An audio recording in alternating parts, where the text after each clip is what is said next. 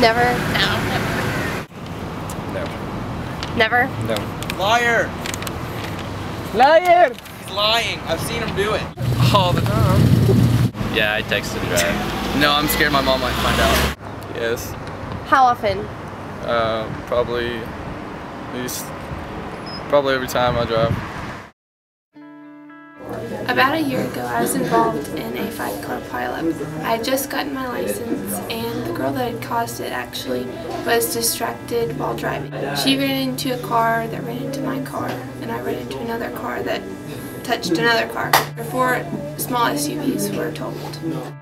Text messaging creates a crash risk 23 times worse than driving undistracted.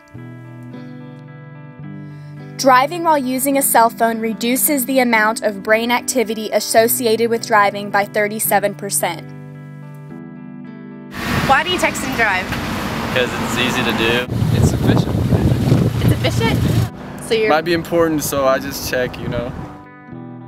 The leading cause of student driving accidents, I would think, would be a combination of their lack of experience as drivers, very little driving experience, along with just lots of different types of distractions, not paying attention like they should, and that goes along with that lack of experience. There's a lot of other folks out on the road that have experience driving, and young people that have their driver's license for the first time just do not have enough experience a lot of times.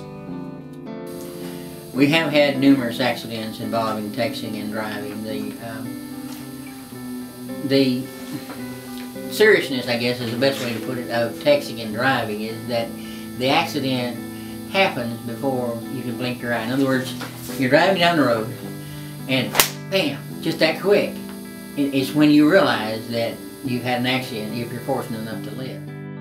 The average amount of time a driver spends not looking at the road while texting is 4.6 seconds, the equivalent of driving the length of an entire football field while blindfolded if going at 55 miles per hour.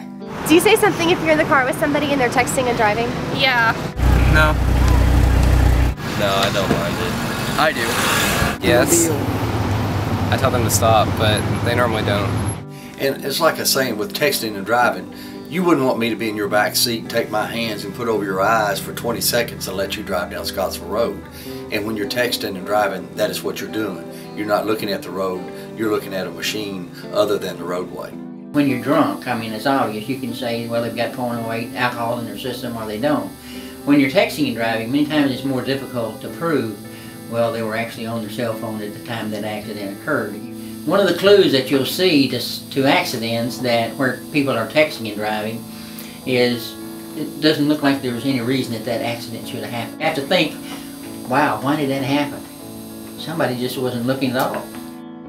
Distracted drivers are 4 times more likely to get into a crash serious enough to injure themselves. Have your parents ever talked to you about texting and driving? No. Have your parents ever talked to you about driving under the influence? Yeah. Have your parents ever talked to you about driving under the influence? It's like the same thing. She just looks down upon it, so she doesn't expect us to do it, so we know it's wrong. Do your kids text and drive? Well, I only have one that drives out of my 2 children. Only one's driving, and I believe her when she says she's not. We've instilled in her that is absolutely against our rule. And actually texting and driving has even worse statistics than drinking and driving.